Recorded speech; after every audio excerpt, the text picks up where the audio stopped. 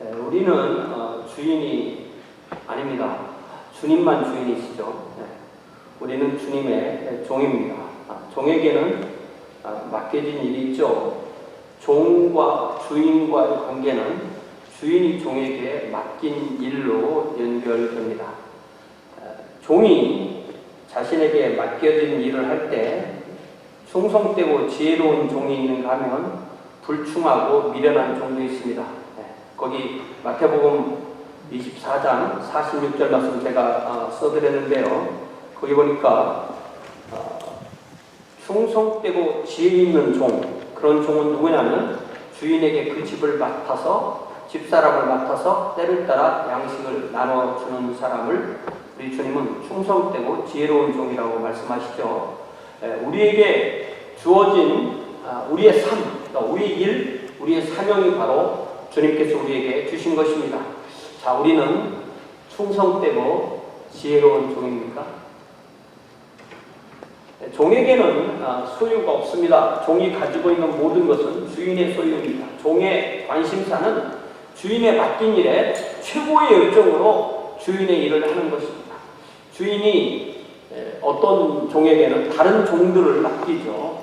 다른 종들을 맡은 종은 주인의 것으로 그들을 먹여야 하는 것입니다. 어떻게 보면 부모가 자녀를 먹이는 것도 주님의 종인 부모가 주님의 종인 자녀를 먹이는 것입니다. 사실 우리가 하는 모든 일은 주님의 종이 되어서 주님의 종을 먹이고 섬기는 것입니다. 이것이 바로 주님의 일이고 우리에게 맡긴 일입니다. 사랑하는 성도 여러분, 우리는 주님의 지혜 있고 충성된 종입니까? 우리는 어떻게 하면 충성되고 지혜 있는 종이 될 수 있을까요? 주님의 은혜를 더 깊이 깨달은 사람이 주님을 더 사랑합니다. 주님의 은혜를 덜 깊이 깨달은 사람은 주님을 덜 사랑합니다. 우리 주님께서 시몬이라는 바리새인에게 초청을 받아서 그의 집에서 식사한 내용이 성경에 있죠. 그때 그 동네에서 죄인으로 유명한 한 여인이 예수님의 뒤로 가까이 와서 눈물로 주님의 발을 적시고 발에 입 맞추며 주님께 향유를 붓습니다. 사실 시몬은 예수님을 초청했지만 예수님을 발을 씻을 물도 드리지 않고 예수님께 입을 맞추지도 않았습니다. 주님은 시몬과 그의 주변 사람들에게 이렇게 말씀하십니다. 사함을 받은 일이 적은 자는 적게 사랑하느니라. 누가복음 7장 47절 말씀이죠. 그러면 그 여인은 사함을 많이 받은 자로서 주님을 많이 사랑하는 것입니다. 저와 여러분은 적게 사함을 받았습니까? 많이 사함을 받았습니까? 사도 바울은 자신이 주님의 은혜로 많이 용서받은 자라고 생각했습니다. 사실 많이 용서받았는가 적게 용서받았나 하는 것은 상당히 주관적인 것입니다. 우리가 큰 죄인이든 작은 죄인이든 우리를 구원하시기 위해서 주님께서 십자가를 지셔야 했기 때문입니다. 주님께서 다른 사람은 몰라도 나 정도 착한 사람을 구원하려면 굳이 십자가까지 지실 필요는 없었을 거예요. 혹시 그렇게 생각하세요? 결코 그렇지 않습니다. 우리 주님의 은혜는 우리 각자 한 사람 한 사람을 위해서 당신의 생명을 버리신 것입니다. 사도 바울은 그의 전 세계를 주님의 종으로서 주님의 은혜라는 동력으로 인하여 그의 달려갈 길을 달려갔습니다. 오늘 저는 디모데전서 1장 12절에서 20절의 본문으로 우리 주님의 은혜라는 제목으로 함께 여러분과 하나님의 말씀을 나누기를 원합니다. 이제 12절에 보니까 이 사도 바울이 디모데 전서를 그의 믿음의 아내의 참 아들 디모데에게 보낼 때 이 편지는 디모데 전서니까 디모데가 쓴 첫 번째 편지가 아니죠. 디모데에게 보낸 첫 번째 편지죠. 사도 바울이 에베소 교회의 책임 목회자였던 디모데에게 편지를 보낼 때 이거는 훨씬 더 개인적인 관계 이야기가 더 나오는 것입니다. 좀 더 사도 바울이 디모데에게 보냈기 때문에 좀 더 이렇게 개인적인 얘기를 하는데요. 특별히 오늘 우리가 나누는 본문에서 사도 바울은 자신에게 주님께서 주신 은혜를 디모데와 나눕니다.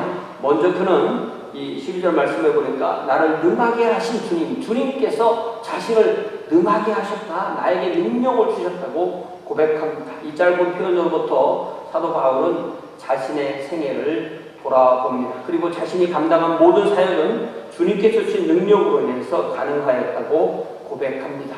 우리의 고백도 이와 같아야 하지 않을까요? 내가 무엇을 하였던 그것이 주님께서 받으실 만한 것이라면 그것은 주님께서 우리에게 능력을 주셨기 때문입니다. 우리 자신의 능력으로 이루어낸 것은 하나도 없습니다. 그래서 우리는 결코 교만할 수 없습니다. 만약 교만한 마음이 든다면 그것은 우리가 종이 아니라 우리가 주인이라는 것이고 자신을 높이는 하나의 우상 숭배에 빠지는 것입니다.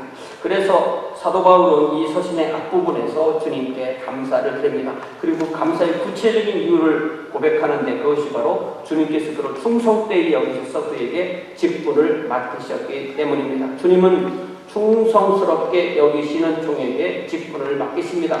우리의 맡은 것이 무엇이든 그것이 주님께서 우리에게 맡기신 직분입니다. 가정에서, 직장에서, 교회에서 우리가 하는 그 일은 바로 주님께서 우리에게 맡기신 직분입니다. 그 직분을 충성하는 사람은 더 많은 일을 하게 됩니다.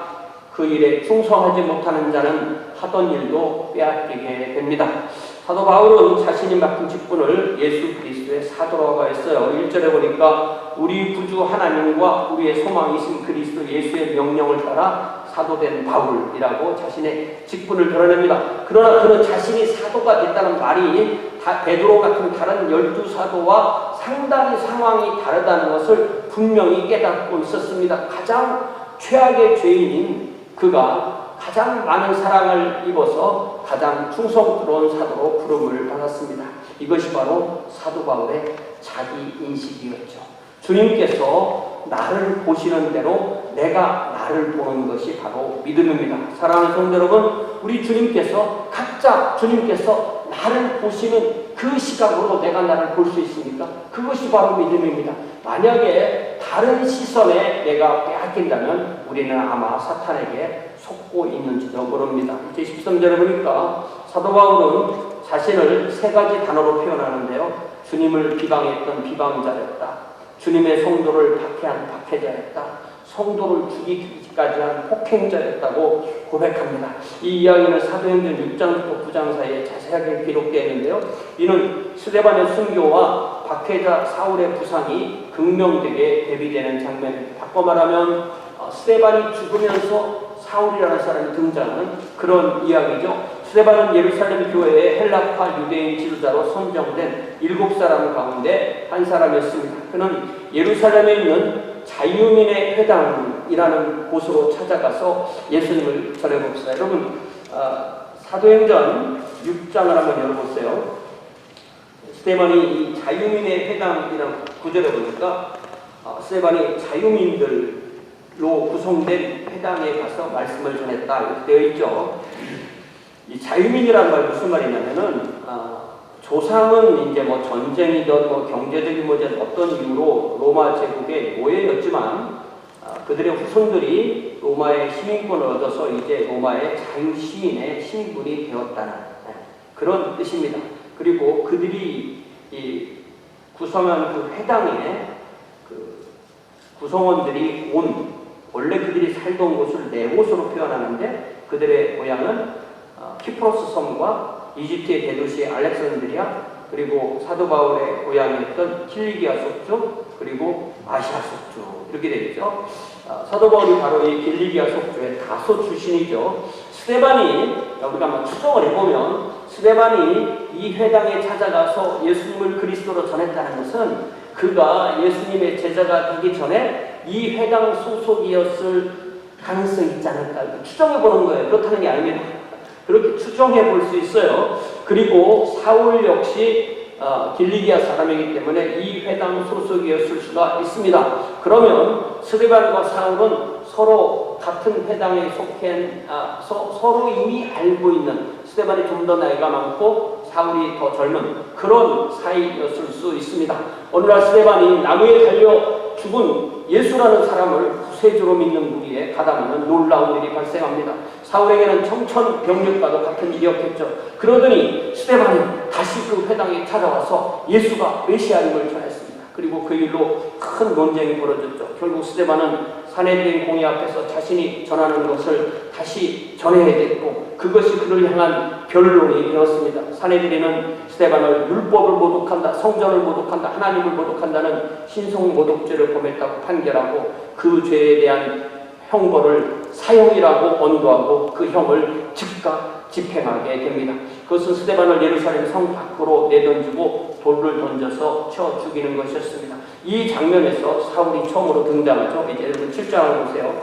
7장 58절부터 보니까, 사도행전 7장 58절부터 보니까 성 밖으로 내치고 돌로 칠때 증인들이 옷을 벗어 사울이라는 청년의 발 앞에 두니라, 이렇게 되어 있죠.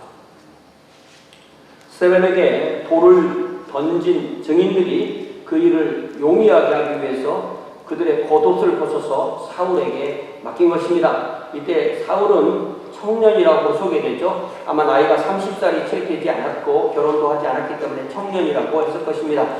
사울이 돌을 던지는 증인들의 옷을 맡았다는 것은 그 죽음에 자신이 동의한다는 뜻이었습니다. 누가 그 죽음에 대해서 물어도 자신이 그 죽음에 대해 책임을 지겠다는 태도였습니다. 스데반은 이 상황에서 최후의 호흡을 몰아서 기도드립니다. 60절에 보니까 무릎을 꿇고 크게 불러 이르되 주여 이 죄를 그들에게 돌리지 마옵소서. 사울은 스데반의 이 기도를 분명히 들었습니다. 이제 8장 1절을 봅시다. 사울은 그가 죽임당함을 마땅히 여기더라. 사울은 거기에서 그치지 않습니다. 3절에 보니까 사울이 교회를 잔멸할새 각 집에 들어가 남녀를 끌어다가 목에 넘기니라. 사울은 자신이 바리새파에 속한 사람으로서 자신이 할 수 있는 모든 열정을 기울여서 예수를 따르는 자들을 박멸하고자 했습니다. 그래서 그는 수도인 예루살렘, 그리고 예루살렘 포함된 유대 지방을 아울러서 예수의 제자들을 찾아서 그들을 각 집에 들어가서 찾아내는 일에 광분했죠. 그래서 이제 또 넘어가서 9장 1절에 가보니까 이제요. 9장 1절에 가보니까 사울이 주의 제자들에 대하여 여전히 위협과 살기가 등등해서 대제사장을 찾아가게 됩니다. 대제사장을 찾아가서 공문을 받아서 다마스쿠스는 오늘날 이라크 그 시리아의 수도잖아요. 상당히 먼 그 고국까지 간다는 얘기는 예수님을 따르는 제자들이 스데반의 핍박으로 그곳까지 흩어졌다는 소식을 듣고 그곳에 가서 예수를 따르는 그 제자들을 체포하려고 체포조를 구성해서 가는 것입니다. 그렇기 때문에 아마 이 사울이라는 청년을 포함해서 최소한 30명 이상이 이제 일행이 되어서 거기에 가고 있는 것입니다. 이제 그들은 다마스쿠스 성문이 보일 정도까지 다다랐습니다. 그때까지 주님은 아무것도 하시지 않는 것처럼 보였어요. 주님은 왜 꼭 이렇게 마지막에 우리가 생각할 때 마지막에 나타나시는지 모르겠어요. 그죠? 3절에 보니까 사울이 길을 가다가 다메섹에 가까이 이르더니 호련히 하늘로부터 빛이 그를 둘러 비추는지라. 이때가 사도행전에 나온 다른 본문을 보면 이때가 시간이 정오쯤이라고 했어요. 정오면 한낮이잖아요. 한낮에 빛이 비춘다는 얘기는 태양빛보다 더 강한 스포트라이트가 그를 둘러싸입니다. 그래서 4절에 보니까 사도 바울은 이 사울은 그 빛에 의해서 쓰러집니다. 그리고 사울은 하늘로부터 들려오는 소리를 듣습니다. 그 첫 번째 사울이 들은 말씀이 뭐예요? 사울아, 사울아, 네가 어찌하여 나를 박해하느냐? 사울이 묻습니다. 주여, 누구시니까? 주님이 대답하십니다. 나는 내가 박해하는 예수다. 스데반이 순교하면서 드린 기도가 이렇게 이루어지는 거죠. 이것이 바로 다입니다. 사울은 예수님을 따르는 사람들을 박해했습니다. 그러나 예수께서는 사울에게 말씀하시기를 사울이 핍박하는 사람은 곧 예수 당신이라고 그렇게 말씀하셨습니다. 교회를 핍박하는 것이 곧 예수를 핍박하는 것이라고 말씀하셨습니다. 사실 사울에게 있어서 예수는 하나님의 저주를 받아서 나무에 달려 죽은 미치광이였을 뿐이었습니다. 신명기 23장 23절에, 신명기 21장 23절에 보니까 나무에 달린 자는 하나님께 저주를 받았다라고 되어 있습니다. 그런데 그 예수가 살아서 자기에게 나타나 말씀하시는 것입니다. 그리고 예수를 따르는 자들을 박해하는 것은 곧 예수 자신을 박해하는 것이라고 말씀하셨습니다. 이 짧은 대화로 사울은 거의 모든 것을 다 깨달았습니다. 로마 제국의 십자가 형틀이라는 나무에 달려 죽은 이 예수가 하나님이 보내시마 약속하셨던 그 메시아임을 그는 분명히 깨달았습니다. 그 예수는 그를 따르는 제자들이 증언한 대로 살아계시며 이제 그에게 나타나신 것을 사울은 체험합니다. 그래서 6절을 보니까 주님은 사울에게 이렇게 말씀하시죠. 너는 일어나서 이 다마스쿠스 시내로 들어가라. 네가 행할 것을 내게 이를 자가 있느니라. 이 태양빛보다 강한 빛으로 인하여 볼 수 없었던 사울은 다마스쿠스에 들어가서 사흘 동안 먹지도 마시지도 못하고 있었어요. 여러분, 눈은 안 보이죠? 눈이 안 보이는 상태에서 그 충격, 자기의 생애가 얼마나 보이겠어요. 그 충격 가운데 사흘을 먹지도 마시지 못하고 있을 때 아마 이 사울에게는 3년처럼 느껴질 수도 있었을 것입니다. 이제 주님은 다마스쿠스에 사는 제자 아나니에게 나타나셔서 그에게 사울을 만나서 안수하고 침례를 주라고 말씀하십니다. 아나니아는 아직 사울을 핍박자로만 듣고 알 뿐이었죠. 그러나 주님은 그에게 이렇게 말씀하십니다. 여러분 9장 15절을 보니까요.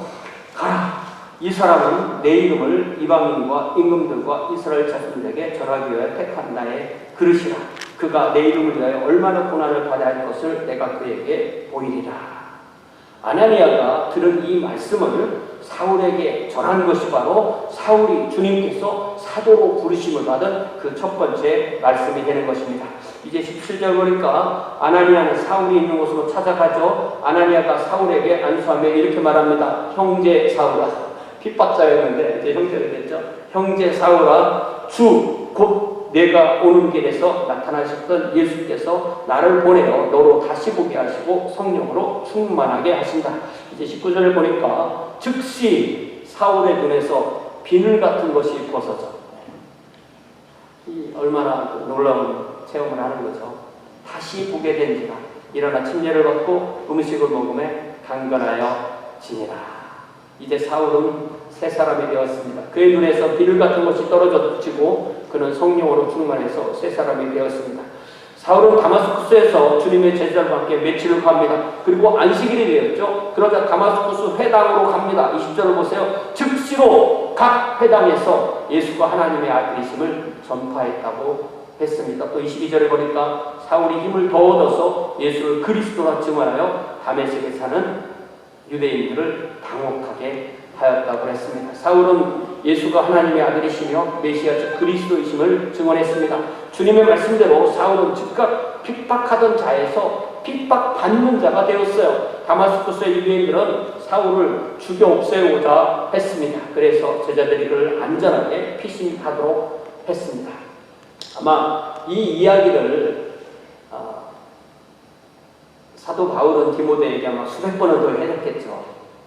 그렇지만 그는 다시 자신을 비방자였고 박해자였고 폭행자라고 분명히 글로 밝히는 것입니다. 그러면서 자신이 그런 사람이 되었던 이유도 분명히 밝혀요. 여러분 다시 1장 13절 뒷부분에 보니까 도리어 긍휼을 입은 것은 내가 믿지 아니할 때 알지 못하고 행하였다. 믿지 아니할 때 알지 못하고 행했기 때문에 주님께서 나에게 긍휼을 베푸셨다고 고백합니다.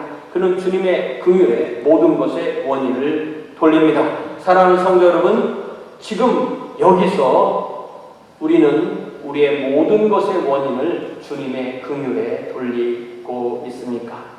이제 14절을 봅시다. 이제 사도 바울은 자신의 삶에 무엇이 풍성하게 넘치고 있는지 고백합니다.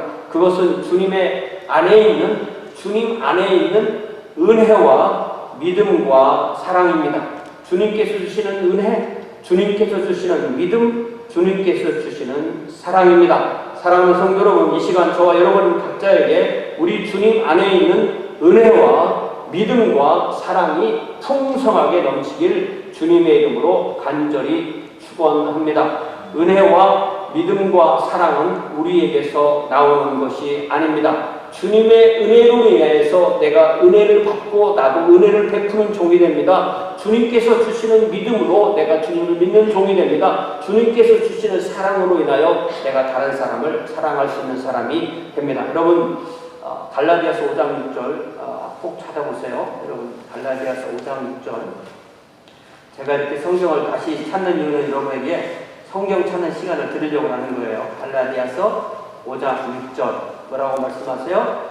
그리스도 예수 안에서는 할례나 무할례나 효력이 없으되 사랑으로서 역사하는 믿음뿐이라. 그리스도 안에 있는 은혜를 체험한 사람들은 할례니 무할례냐처럼 의미 없는 것에 휘둘리지 않는다는 거예요. 오직 가치 있는 것에만 집중한다는 것입니다. 그것이 무엇입니까? 사랑으로서 그 존재를 드러내는 믿음입니다. 그 속에 진정한 사랑이 있다면 겉으로 나오는 건 믿음이 아니라 사랑이라는 거죠. 속에 있는 게 뭐예요? 믿음? 겉에 있는 것이 겉으로 드러나는 것은 사랑. 이런 사람은 어떤 사람이에요? 주님의 은혜를 받은 사람입니다.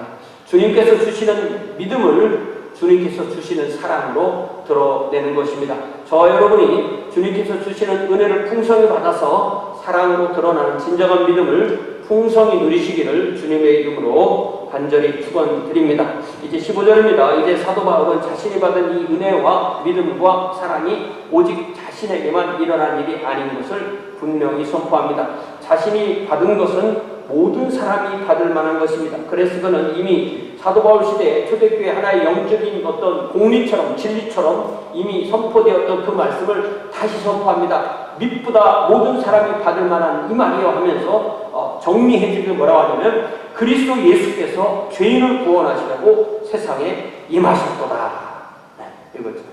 누구든지 자신이 죄인임을 고백하며 이 그리스도 예수를 믿는 사람은 하나님의 구원을 받습니다. 사랑하는 성도 여러분, 하나님의 아들이시며 그리스도이신 예수님을 믿으십니까? 그러면 여러분은 하나님의 구원을 받았습니다.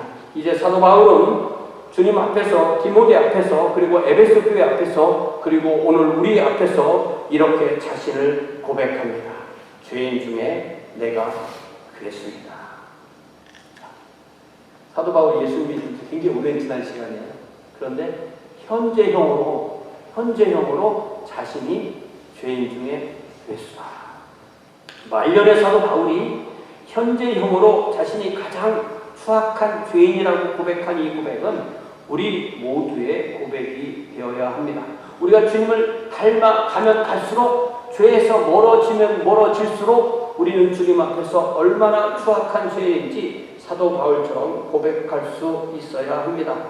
나는 많은 죄인 가운데 하나일 뿐이고 사도 바울처럼 주님의 자녀를 핍박한 적도 한 번도 없기 때문에 나는 죄인 중에서는 그래도 좀 괜찮은 죄인입니다. 이런 고백이 있을 수가 없다는 것입니다. 주님께서 내 죄가 얼마나 큰 죄인가, 내가 사도 바울이 내가 죄인 중에 계시라고 고백하는 그 고백이 나의 고백이 될 수 있는 근거는 바로 주님께서 나를 구원하시기 위해서 십자가를 지셨기 때문입니다. 주님의 십자가의 값이 바로 내가 나의 죄의 값이라는 것을 생각하면 나의 죄의 값은 값으로 따질 수 없는 무한한 값이라는 사실을 깨닫게 되는 것입니다. 이제 16절을 봅시다. 현재형으로 자신을 죄인이라고 고백한 바울은 동시에 자신에게만 주님의 긍휼을 고백합니다. 사도 바울은 13절에서도 이미 한번 긍휼을 고백했죠. 다시 16절에서도 긍휼을 고백합니다. 그는 죄인의 괴수이지만 주님의 긍휼을 받았다는 것입니다. 예수 그리스도께서 그에게 먼저 일체 오래 참으심을 보이셨음을 그는 분명히 깨달았습니다. 스데반이 죽는 그 현장에서 그 돌을 던지는 사람들의 옷을 맡으면서 또 스데반이 죽어가면서 마지막 드리는 그 기도를 드릴 때 왜 주님은 스데반만 죽게 하고 그 나머지 사람들, 사울을 포함해서 모든 사람도 그 자리에서 충분히 죽게 하실 수 있는 주님이시잖아요. 그런데 주님은 그렇게 하지 않으셨습니다. 일체 긍휼하심으로 오래 참으신 것입니다. 바울은 그 사실을 잘 알고 있었기 때문에 내게 먼저 일체 오래 참으심을 보이셨다라고 이렇게 고백합니다.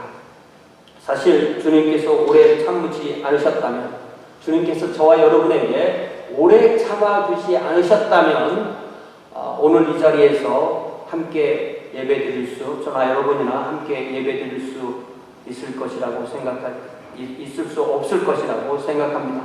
사도 바울은 자신 이후로 주님을 믿어서 영생을 얻는 자들에게 본이 되게 하시려고 주님께서 그를 살려주시고 긍휼을 베푸셨다고 고백합니다. 사도 바울은 주님께서 죄인의 괴수 같은 자신에게 은혜도 주시고 믿음도 주시고 사랑을 베푸셨기 때문에 주님께로부터 구원받지 못할 죄인은 아무도 없고, 그래서 자신이 그 한 예가 된다고 그렇게 드러냅니다.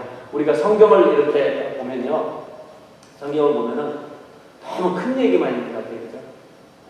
그리고 우리 삶은 작은 이야기 같죠.